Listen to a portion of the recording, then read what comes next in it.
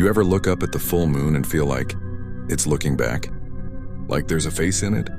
Well, some people say that's not just your imagination. They say it's a warning. The story of a little boy who learned a lesson the hard way. Our story starts a long, long time ago in a small village nestled by a dark forest. In this village lived a boy named Kai. Now, Kai was a good kid mostly, but he had one tiny problem. He never ever listened to his mother. If she told him to finish his vegetables, he'd hide them under his bowl. If she told him to be home before sunset, he'd come back when the first stars were already twinkling. His mother would sigh and say, "Kai, you must listen. There are old dangers in this world that you don't understand, especially on the night of the full moon. You must never go out on the night of the full moon." Of course, this just made Kai more curious. What was so special about the full moon? He imagined secret parties, hidden treasures, magical creatures dancing in the forest. It sounded like an adventure, so one night when the moon was a perfect, brilliant silver circle in the sky, Kai decided he'd had enough of warnings. He waited until his mother was asleep, her gentle snores filling the small cottage. He quietly slipped on his boots, cracked open the door, and slipped out into the night. The world outside was breathtaking. The moonlight was so bright it turned the whole village into a landscape of silver and shadow.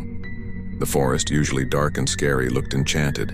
Every leaf, every branch, every stone was bathed in this ethereal glow. Kai felt a thrill run through him. She was wrong, he whispered to himself. This is amazing. He wandered deeper and deeper into the woods, following a path paved with moonlight. He was so captivated by the beauty around him that he didn't notice the world growing quieter. The chirping of the crickets faded. The hooting of the owls stopped. Then he felt it. A strange pull. It wasn't a wind, and it wasn't someone grabbing him. It was a gentle, insistent tug pulling him upwards. He looked down and gasped. His feet were no longer on the ground. He was floating, just a few inches at first, then a foot, then higher and higher. He looked up in panic and his heart froze. The moon. It wasn't just a light in the sky anymore. Its features were made of craters and shadows, and its expression was lonely and sad.